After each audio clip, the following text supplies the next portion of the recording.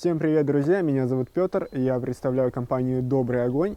И сегодня мы приехали на очередной объект, чтобы узнать, что случилось с камином спустя 11 лет его работы. Камин французской фирмы Invicta, модель Siam. Сейчас мы его здесь растопим, посмотрим регулировки горения, и уже потом в салоне посмотрим его технические особенности, разберем, так сказать, эту модель от и до. И вот, собственно, наш камин.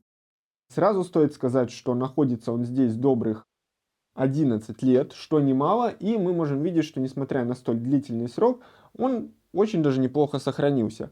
Детали здесь никакие за этот период не менялись, даже пламя-отсекатель, он вот как был, так там и остался, без замены. Хотя это расходник. Эксплуатируется он межсезонье достаточно активно и зиму достаточно активно. Понятное дело, там поздняя весна, лето, он у нас стоит, как и в большинстве домов, так просто для красоты. И также скажу, что эта модель старая. То есть сейчас уже есть новая модификация. В салоне, когда мы будем рассматривать техническую часть, мы посмотрим уже новую модификацию. Здесь у нас старая. В чем разница? Если мы включим фонарь и заглянем в топку, мы увидим, что задняя стенка у нас, она без каких-либо отверстий. То есть там нет дожига дымовых газов. И здесь несколько, если сравнивать с новой модификацией, изменен пламя-отсекатель. То есть здесь он такой массивной Г-образной формы. В новой модификации это уже чугунная пластина. В целом все остальное никаких изменений не претерпело. То есть все регулировки, форма, дизайн остались такими же. Ну, собственно, это вы и сами увидите в последующем. Вся разница заключается вон там, в тех элементах, которые вы особо и видеть не будете. Прежде чем его растапливать, мы тут немножко возьмем пирометр и пил-пил-пил постреляем, посмотрим температуру на стенке за камином, посмотрим в противоположном углу комнаты, снимем температуру с дымохода и самого камина. Сразу скажу, что дом деревянный, он не утеплен. И посмотрим, что у нас будет там, да, после 30 минут и часа горения, как у нас изменятся показатели. Если мы обратим внимание, задняя стена у нас в данном случае выполнена из натурального камня, 19 градусов. Ну, дымоход, понятное дело, он холодный, там 18. Камин мерять нет смысла на старте. Противоположный угол комнаты 16 градусов. Это возле окна у нас как раз. Собственно, это у нас самый обычный деревенский, скажем так, дом для постоянного проживания. Камин здесь используется в качестве второстепенного источника отопления. В качестве основного источника отопления у нас здесь котел предусмотрен. Но, тем не менее, в периоды межсезонья, когда котел запускать еще не хочется, справляются камином, его хватает. И здесь у нас уже накидано всяких обрезков, бумаги, поэтому открываем шибер. Приток воздуха у нас открыт везде.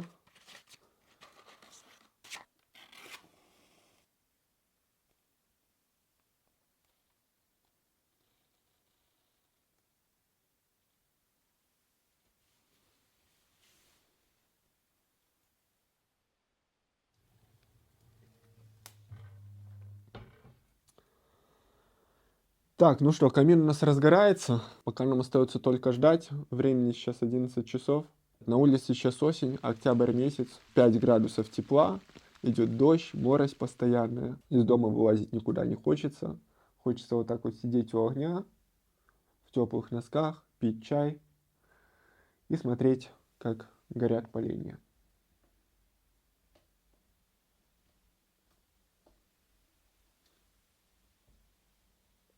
Значит, щепа у нас, в принципе, уже там хорошо разгорелась, и можно закладывать дровишки покрупнее. У нас это в основном преимущественно береза, сухая да нельзя. И сейчас мы ее направим. Кстати, послушайте, какой приятный звук. В этом звуке отчетливо слышатся все 11 лет эксплуатации.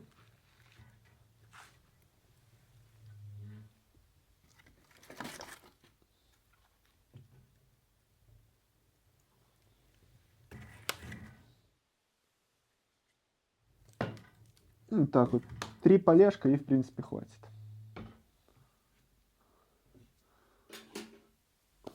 Приток воздуха открыли. И теперь ждем. Ждем сначала полчаса, потом часик. И посмотрим, что изменится. Верхняя крышка, в принципе, уже такая горячая. Но, как видите, руку еще держать можно. Ну, хотя что тут ожидать, у нас еще только щепа начала прогорать.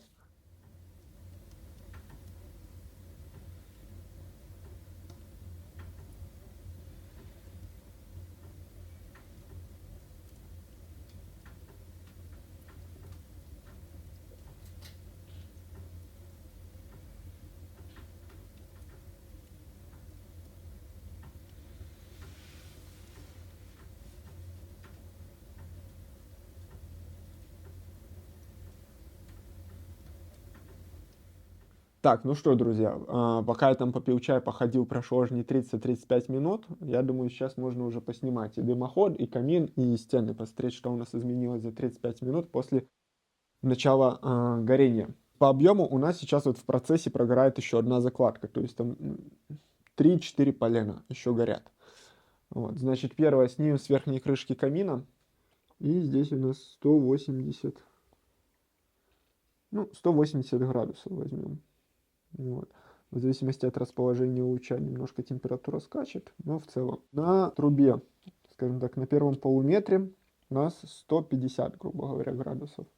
И если мы переводим на заднюю стенку, то там мы видим, что температура поднялась до 33 градусов. В принципе, это чуть выше камина. Если на уровне с камином посмотреть, то та же температура. То есть никаких там критичных показателей нету. Вот. Это в местах, где расстояние между стеной и камином является минимальным. По боковым стенкам у нас 190 градусов. Ну, 190-200, скажем так. На полу, грубо говоря, под камином, перед камином 24-25 градусов, собственно, как и положено. То есть под камином у нас не должно быть горячо. На ручке 50-60 градусов. Поэтому стоит сказать, что здорово, что у производителя в комплекте идет перчатка. Вот. Да, она уже не очень симпатичная, но, простите, 11 лет. 11 лет она еще живая, здоровая. Это показатель. Если перчатки у вас по какой-то причине нет, или вы ее ухрюкали за меньшее количество времени, и вам нужна перчатка, самое простое, купите краги сварщика. Это и дешево, и по-настоящему хорошо работает. Теперь посмотрим в противоположном углу помещения. 21 градус. Ну и, собственно, пока мы ждем следующие 30 минут, чтобы произвести снова замер, что можно сказать? По дымоходу здесь у нас изначально идет трубы польского производства Дарка. Вот, 2-миллиметровая труба. Из-за времени она уже где-то потеряла свой цвет немного. Немного видны какие-то там потертости, пятна. Но на самом деле все это поправимо, то есть покупается просто баллон термоэмали, где-то подкрашивается, то есть ничего критичного в этом нет, достаточно просто, как и все в этой жизни, своевременно обслуживать. И дальше мы видим, что выше под потолком у нас начинается сэндвич-труба, производство Блицпром, диаметр 150 внутренний, как, собственно, производитель данного камина и указывает в паспорте, и 250 наружный диаметр. Внутри 304 марка стали IC304, вот снаружи 430. 5 сантиметров базальтового утеплителя на сторону получается. Потолочно-проходной узел здесь имеет не совсем стандартную круглую форму вместо привычной квадратной. Ну, в принципе, это нисколько не влияет на его качество. Главное, чтобы внутри все было собрано правильно. Замечу, что если у вас есть необходимость в монтаже, даже если вы уже приобрели камин, и вам нужно рассчитать дымоход, либо даже если уже есть дымоходы, нужно просто смонтировать. У нас салон также предоставляет услуги монтажников, людей, которые специализируются только на монтаже дымоходов, которые отвечают за свою работу, дают вам соответствующую документацию по окончанию монтажа. Поэтому если есть такая необходимость, welcome в добрый огонь. Ну и коли мы уже заговорили о дымоходе, то вот данный дымоход утепленный и в принципе дымоходы производства Блицпром, которые можно много где встретить, это опять же наше производство, это наша компания, которая изготавливает не только дымоходы из 304, из 430 стали, но также занимается производством изделий по индивидуальным заказам, плюс работает с оцинкованной сталью, с обычной сталью ST3. Вот, поэтому, если нужны какие-то вам вычурности, тоже можете обращаться со своими чертежами, эскизами, рассчитают, расскажут, подскажут и сделают. Особенно внимательные могли заметить за дымоходом вот такую проволоку. Вот. Это, к слову, о практичности. Если мы опускаем вопрос безопасности, оставляем только вопрос практичности, то здесь у нас подсушивают разные вещи, типа носочки. Вот, очень удобно. Ну, хотя это я уже больше утрирую. В целом вы видите, что вот этот весь угол, то есть здесь у нас плитка не горючая, здесь у нас натуральный камень везде. То есть гореть здесь нечему. Но следить нужно за такими вещами на самом деле, да, я должен же вам сказать. И делать так на самом деле нельзя. Это я тоже обязан вам сказать. Вот, кстати говоря, об индивидуальных заказах нашего производства дровница. Большая, двухуровневая. Сверху, то есть почему два уровня, это всегда удобно. Сверху у нас более сухие дрова, они тут подсыхают, снизу мы приносим более сырые. Все это дело на колесиках, то есть у колесиков есть стопор, можем снять со стопора, подкатить к двери, ближе носить, потом закатить в нужное место, поставить на стопор, чтобы она без нас никуда не уезжала. Там у нас уже, кстати, самое время подкинуть еще несколько поленьев, поэтому сейчас мы туда добавим, дабы горело веселее. Кстати, ну, в принципе, я бы не сказал, что очень горячо. Оп, рукой браться можно еще.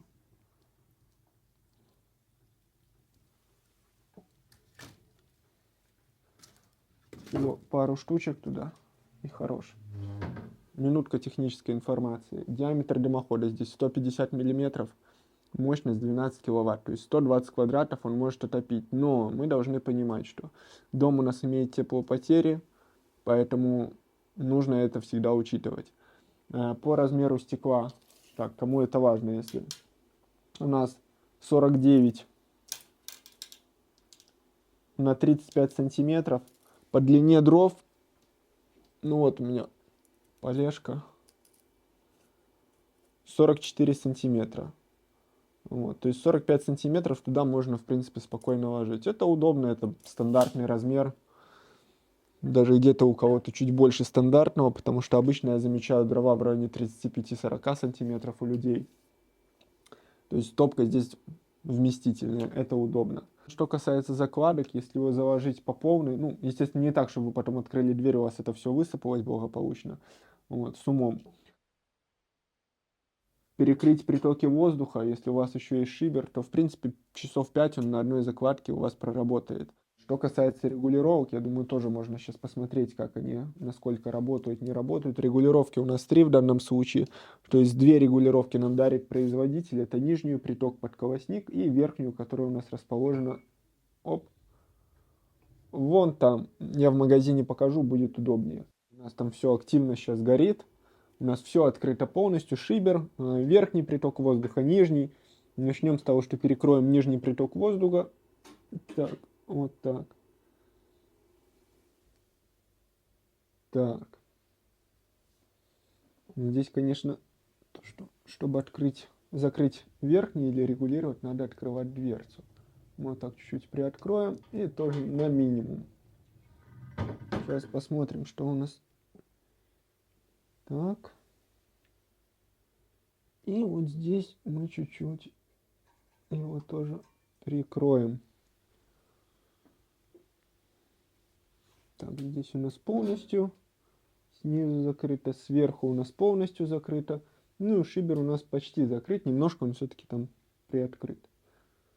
Хотя, учитывая, что производитель предусматривает специальный в шибере вырез, чтобы всегда был отход дымовых газов, можно его в определенных ситуациях и полностью перекрыть. Так, ну минутка прошла. Мне кажется, это вот возможный минимум, которого мы достигли. И дальше мы, в принципе, не уйдем. Но тут стоит еще сказать такую вещь, что за 11 лет, насколько я знаю, здесь не менялись керамические шнуры. То есть вот по контуру дверцы здесь лежит шнур керамический, мы его в салоне покажем. Его с определенной периодичностью нужно менять, потому что когда проходит время, особенно, да, в нашем случае это большой промежуток времени, шнур этот становится твердым, так каменеет достаточно хорошо, и он уже не обеспечивает герметизации по контуру двери при закрытии, соответственно, появляется подсос воздуха в камеру сгорания. Поэтому за этим нужно следить. Шнур всегда должен быть такой мягенький, чтобы когда мы закрываем дверь, прижимаем здесь ручку, у нас полностью шнур везде обжимал пространство между дверью и корпусом, тем самым делал наше закрытие герметичным. Ну вот, собственно, это минимум. Если мы сейчас приток воздуха вот здесь и здесь откроем, шибер, приток снизу, у нас интенсивность горения сразу активно начинает расти. При этом одна регулировка у нас остается сейчас закрыта, это верхний приток воздуха. Но если мы ее сейчас просто откроем, мы предварительно, понятное дело, откроем дверь, и это приведет к тому, что у нас сразу, ну, короче, не получится посмотреть, не будет никакого процесса видно, потому что сразу пойдет большой приток воздуха при открытии двери в камеру сгорания, у нас там сразу все начнет пылать. Ну, а так мы хотя бы видим, что если мы просто открываем нижний поддув, Открываем шибер. Интенсивность горения начинает постепенно нарастать. Актуальна нижняя регулировка пользоваться, как правило, в процессе растопки. Потом она либо сводится к минимуму, либо вот тут есть 3 точечки в среднее положение оставляется. То есть приток воздуха под колосник, он, как правило, минимальный, либо сводится на нет. Нам достаточно обычно шибера, и вот верхней подачи воздуха, вот она желательно, чтобы была либо полностью открыта, либо регулировать ей, потому что как раз таки верхний приток воздуха обеспечивает приток воздуха на стекло, что и отвечает, собственно, за очистку стекла, чтобы стекло у нас оставалось чистым. Так, сейчас мы перейдем, в принципе, вот в номинальный режим, о котором я и говорил, то есть низ мы закроем, откроем верхний приток воздуха и откроем шибер. Даже не полностью, наверное, открою, а где-то на серединку, на 50%. Этого будет достаточно. И шибер у нас открыт. И вот ее номинальный режим горения. То есть самый-самый такой нормальный. Приятно, когда камера сгорания достаточно больших размеров. Это позволяет дровам гореть равномерно, то есть нигде нету такого, что часть поленьев прижимается где-то плотно к одной стенке, куда не попадает воздух, и в итоге, вот, может, видели где-то такое, с одной стороны дрова тлеют, с другой стороны горят. Здесь за счет того, что камера большая, воздух равномерно может поступать во все части поленьев, соответственно, горение равномерное, приятное глазу. Ну и стекло. Да, немаловажно, стоит сказать, что несмотря на то, что система очистки стекла здесь традиционная, такая примитивная, просто воздушная шторка проходит, вот здесь паз, через него воздух проходит там к каналам, где регулировка, через них уже на стекло. Вот. Несмотря на то, что система сама по себе простая, она эффективно работает. То есть вот стекло, как мы видим, у нас чистое. Прошло у нас уже добрых час прошел. В принципе, сейчас можно сделать и замеры температуры окончательные спустя час. Итак, начнем с верхней крышки корпуса.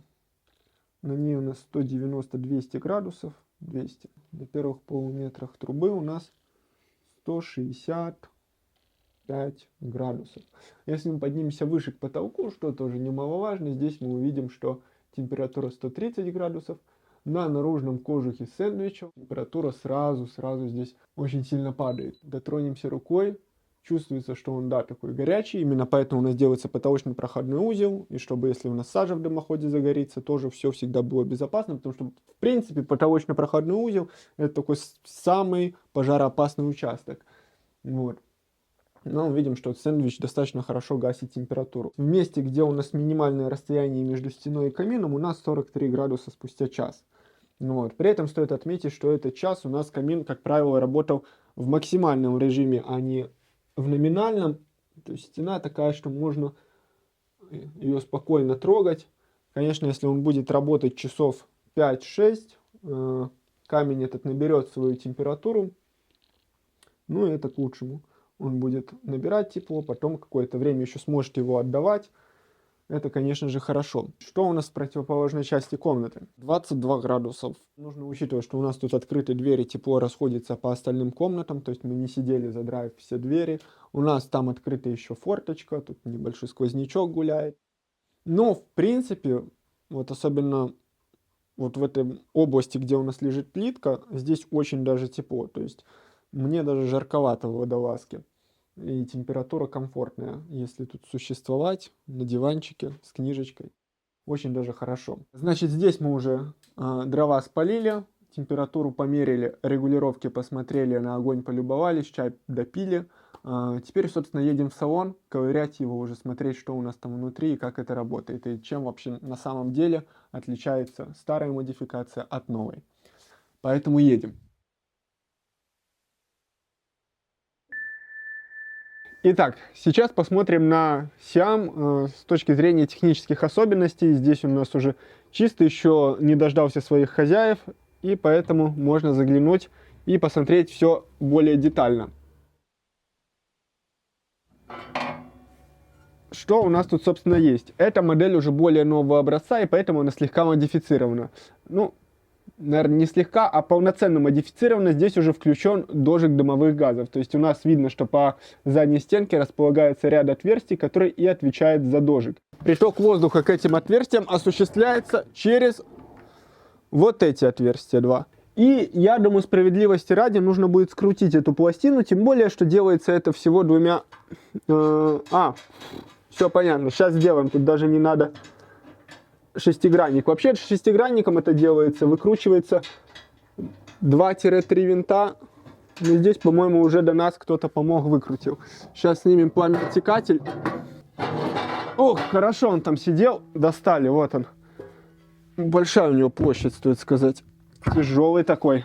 Вот она, моя родная. Двумя болтами и двумя гайками фиксируется у нас задняя пластина. Это неплохо. Есть даже камины, в которых она вообще не фиксируется никакими метизами. И что мы здесь видим? То есть воздух у нас попал через эти два отверстия, попал вот в этот канал, который у нас окружен керамическим шнуром. И это, в принципе, хорошо, грамотно. Это значит, что воздух будет точно проходить через наш ряд отверстий для дожига, а не расходиться куда-то тут в другие ненужные стороны. Поэтому здорово, что добавили эту функцию. Что у нас ниже? Вот такой вот противень. Можно и золы собрать, и пирог испечь. Ну, размеры у него, прямо скажем, внушительные. Крючок. То есть здесь можно и противень достать. И просто хорошо, что он есть. И фирменная перчатка. Удобная, теплая, стильная, красивая. Ну, в общем, все как положено. Что здесь еще? Колосник здесь у нас одна из тех моделей, где он состоит из двух частей. Удобно ли это? Ну, если рассматривать в плане обслуживания, вполне удобно. Когда мы достаем колосник, мы можем видеть, как у нас происходит регулировка притока воздуха в камеру сгорания. Нижняя регулировка как работает. Специальный канал, и здесь мы можем его перекрывать полностью на 100%. Почему? Потому что, в принципе, эта регулировка, она не основная. Как правило, ей пользуются, когда нужно только растопить камин в самом начале. То есть мы ее полностью открыли, у нас пошел приток воздуха под колосник, то есть поддув такой снизу образуется, он благоприятно сказывается на том, чтобы быстро все разгорелось, начало гореть. Потом мы его прикрыли и уже пользуемся верхней регулировкой, плюс шибер там у нас стоит. Как работает верхняя регулировка и как поступает воздух через нее, это уже вопрос немножко другой. Для этого нужно засунуть голову в камеру сгорания. Ага. Тоже там есть специальная планка. Я вам сейчас ее покажу. Почему нет? Здесь уже, правда, пальцем не открутишь. Сейчас шестигранники возьму. Оба. Оба. Здесь надо придерживать. Удобно, что во всей конструкции камина одни и те же болты и гайки. То есть все достаточно сделано так взаимозаменяемо. Это правильно, это хорошо. Так, раз, два, 3, 4, а вот и регулировка. Если мы будем отталкиваться от размеров, собственно, планки, которые отвечают за регулировку, то сам короб, собственно, кажется громадный. Зачем его таким сделали? Он хорошенько нагревается в процессе эксплуатации, прям так, сильно. И потом, когда воздух у нас попадает через вот эти отверстия в камеру сгорания, он попадает сначала вот в эту духовку, которая образуется. Там хорошенько все это дело прогревается, и только потом, как мы видим, вот так вот попадая с этой духовки, воздух попадает вот сюда, и вот через такой длинный паз он идет куда? Не сразу в камеру, а на стекло сначала, тем самым образуя воздушную шторку, оставляя стекло чистым, а потом в камеру сгорания. Тем самым не холодный воздух туда попадает, а горячий, разогретый воздух, который способствует эффективному горению и догоранию топлива. То есть это правильно, это хорошо. Несмотря, кстати, на то, что пластина стальная, она сделана из металла толщиной 2 мм. Поэтому это не тоненький, как есть, скажем так, камины, не будем называть, где встречается тоже пластина регулировочная. Но она сделана из какой-то 0,8. Ее со временем начинает вести, выгибать, обгибать. через годы, и уже никакого прилегания нет, никакого плотного закрытия, открытия нету. Здесь за счет своей толщины, несмотря на то, что это сталь, она себя будет максимально комфортно чувствовать в тех условиях, в которых она будет работать. В принципе, все. Вот мы его разобрали, дальше идет уже корпус, который состоит тоже из нескольких частей, все это держится на болтах, герметике и стяжках. Что вообще нравится в французах, конкретно вот в Invicta, не в французах, как в людях, а в продукте Invicta, то, что система сама по себе простая и, что самое главное, эффективная. То есть это не тот случай, когда сделали попроще, чтобы было экономнее и дешевле, и оно потом работает через... Короче, абы как. Вот. Здесь сделано просто, но максимально эффективно. Это плюсы с точки зрения того, что всегда обслужить это все, где-то что-то поменять. Там просто как вот для меня поколупать, это всегда вот достаточно доступно, легко, и не надо там иметь какое-то специальное техническое образование. Но при этом все это работает всегда на высшем уровне. То есть если система очистки стекла здесь, скажем так, не каким-то там особым образом замудрена, она классическая система очистки, но работает она всегда так, что стекло остается чистым.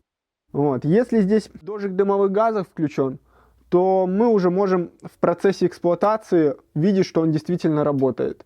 Вот. И это, конечно же, приятно. Сейчас самое главное, это все сложить до кучи. Мне надо пару минуток, и мы с вами вернемся к обсуждению этого прекрасного камина. Ну, собственно, и все. Собрали, оставили. Будет счастлив тот, кто купит. Что можно в завершении сказать? Камин, на самом деле, он хорош. И с точки зрения технических моментов, то есть и по длине дров, и, в принципе, по дизайну, даже если мы подойдем, это какое-то что-то среднее между классической формой и какими-то современными введениями, вот как вот эти вот пупырышки, по-другому их не назовешь. Чтобы не ходить вокруг да около. Если вы хотите такой камин, либо подобный другой камин, либо вообще другой камин, или каминную топку, или банную печь, или вообще вам просто нужен дымоход, вы можете обращаться в наши салоны Минска и Гомеля. Вся информация будет в описании под видео. Звоните, там вам расскажут, покажут, привезут. Если надо, установят. Все сделают на высшем уровне. Поэтому всего доброго и до свидания.